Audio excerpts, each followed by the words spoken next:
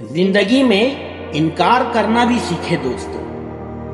ایک شخص نے ایک اسٹور کھولا اور اس کے دوستوں، فیملی اور ہمسایوں نے ادھار پر خریدی کی۔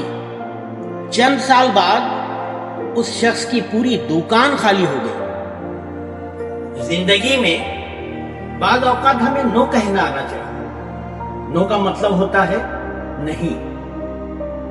جب ہم یس یا ہاں کہہ رہے ہوتے ہیں تو ہم بظاہر یہ سمجھ رہے ہوتے ہیں کہ ہم ایسا کر کے اپنے خیر خواہوں کی یا اپنے سے کچھ طلب کرنے والوں کی مدد کر رہے ہوتے ہیں، لیکن ایسا کر کے بعض اوقات ہم اپنا سب کچھ گنوا چکے ہوتے ہیں یا گنوا رہے ہوتے ہیں۔